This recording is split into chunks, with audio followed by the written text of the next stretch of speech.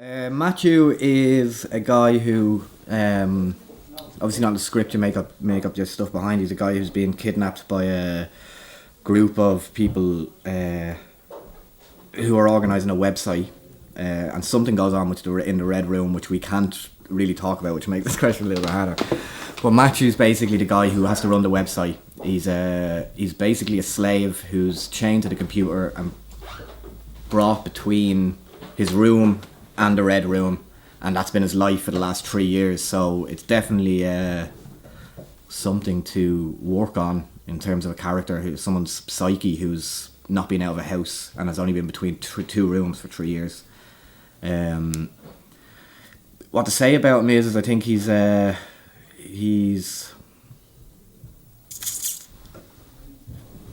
put on a front of someone who's showing the people that he's numb to what's been going on, but underneath it all he's still looking for a chance to escape.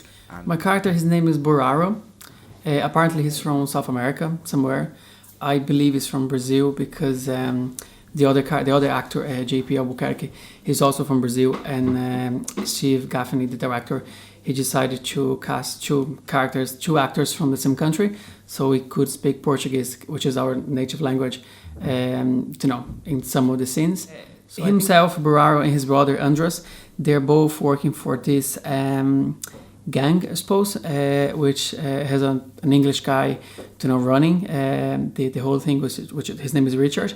And then I think it's set on Ireland, and they both are, like, my brother Andres is the kidnapper, and I suppose I'm the kidnapper as well, Buraro, but he's more like the driver, the security guard. So he kind of, hangs around watching if anybody, is looking at the house or something like that.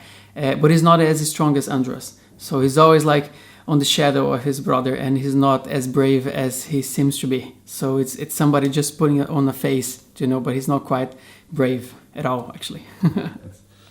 I play a character called Richard. Richard is basically running the business for his father, who's played by Brian Fortune. And his father is offside in a house with the mother. And basically we interact over the phone together. He gives me the orders what to do, and basically my role is to make sure that the two guys in the house, I play Rich, Andres and Buraro are the character names, played by JP and Rodrigo. My whole thing is to make sure that the whole thing is run smoothly, and I keep on the back all the time, but I'm kind of real. I'm a real kind of soft, well-spoken, lad when I'm on the phone to me daddy. And basically I'm this kind of, aggressive kind of person to Andres and Buraro. So my character's name is Alison, and she is, out of the three girls, she's been there for the longest, but she's also, out of the three girls, probably the weakest in spirit and in character and just in general persona. So she was not someone who would go out regularly. She's not someone who would party all the time, but she did go for a night out, and obviously it ended very badly for her because she ended up here. But she kind of be a little bit nerdy and maybe quieter of the two of them. So I feel like sometimes they pick on her because of that. Not the two girls, the guys.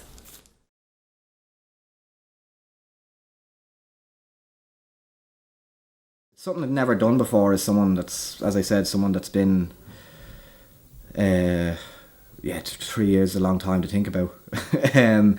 So that's probably the bit I'm enjoying the most is looking up on the internet different kinds of psyche things that can happen, like Stockholm syndrome, etc. You become nice to your captives nearly. So kind of betraying that is something I'm enjoying, is trying to betray someone who's pretending to have Stockholm syndrome, basically. I think the prosthetics, I can't say much about what's going to happen, but the prosthetics were really, really nice. So it was pretty interesting and scary, I suppose. Yep, I got the chance to play an English character, so in an English kind of accent. The last couple of things I've done have been all Dublin. So I didn't really want to look too typecast. I wanted to look more versatile. So the last things I've done have been yeah, two feature films before this, so I was kind of playing the Dublin baddie in it, so in this one I'm kind of half baddie and not, you know, if you know what I mean. So yeah, it was the English accent I was really looking forward to doing, you know. That's what I enjoy most about it.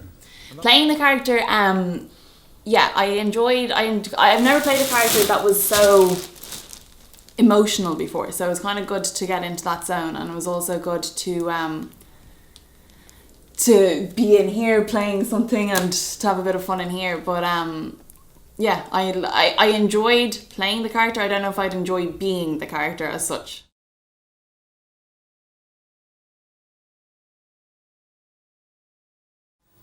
I mean, yeah, it's hard. The difficult thing compared to some other things that I've done is just the amount of, I suppose, special effects makeup we've had to put on, and mainly acting while chained to something most of the time, you know, and not having any way of moving around, and mainly acting from a chair, I suppose.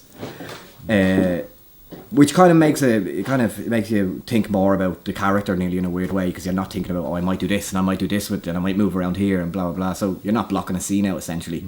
It's all down to what you're saying. You know what I mean? No, like me personally, I've never kidnapped anyone, never killed anyone, because I'm a very normal guy. But no, in acting, I haven't played any baddie yet. I think this is the first one. That's why I shaved my head. My like I usually have the same hair as you, you know, like longish, not long, but you know, short, but you know, a lot longer than that. And then when I got the role, I was talking to Stephen, and he said, you know what, maybe we just go for it. Like if you're willing to do it, just go and shave your hair. So I did, just for this character. You know, the last one I done was we were filming on location, so we were collected from, you know, brought out the set. You know, worked and set, and then you were going home in the evening. A lot of the stuff that I have done before has been, you know, I mean, it's basically, again, you're out, you're doing whatever, but you're back home in the night. You know, you're back home in the evening time. This has been a little bit different, a little bit more harder to adapt to, like, because it's like playing these kind of roles and then living in a house like this, you know, and it's something that's strange to. The good thing I liked about it was all the people, like, you're being so close to the cast, the other cast and crew, and you become like a little family. Then, you know, you make a lot of good friends and all. Brings everyone close together, because we're all here together. So it was like the Big Brother house. You know, that's what it's really like. So bringing everything together, minus all the bitchiness, although there was small bits of it. But look, that's what happens when everything is, you know, pressurised. You know. So I done the promo for Red Room, so that kind of gave me an indication as to how this particular scene would go. But it was, with regards to any other actual work that I've done outside of the Red Room, no, there's no comparisons to this.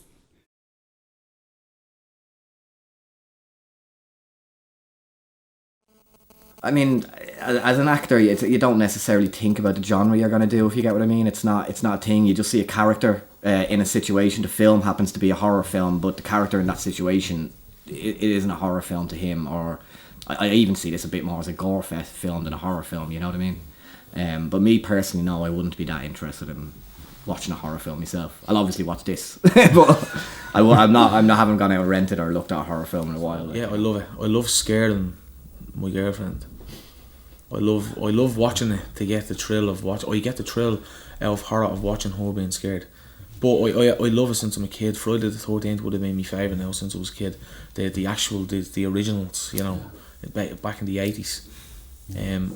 What else? I loved. Yeah, I do like horror. Yeah, you know, when Stephen, the director, said it to me, you know, we were talking and he told me about it, and I was looking, going, wow. And then he offered me then, you know, another actor pulled out, like, and he asked me, he said, do you want to play the lead role, would you be interested? And I said, I was kind of going, whoa.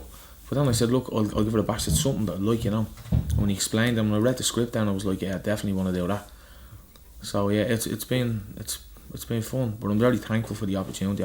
But I can't wait to see it when it's finished, you know. Yeah. It's insane. It's mental, to be honest. Anything that Stephen writes is a bit mad, to be honest, you know. But it's top quality, you know, top quality. I'm not a huge fan of the genre. I used to love horror films, and then since I came to Ireland, something changed, and I started watching dramas and rom-coms and that sort of thing. So no, I don't usually watch horror films, but I like the challenge. For me, I've never done that before, so it was a yes. I'll do it and see how it goes. I love horror genre, and I think that's something that Stephen, the director, and I have in common, is that we'd sit down and we'd be able to talk about some horrible films that we watched, and Rob Zombie would be a particular favourite of mine for directors. Like I love Lords of Salem, and I love, I can't remember what the other one was. The clown one. What was the name of the clown? House of a Thousand Corpses. House of a Thousand Corpses. I love that. And then I'm looking forward to see his new movie 31, isn't it? Yeah, 31.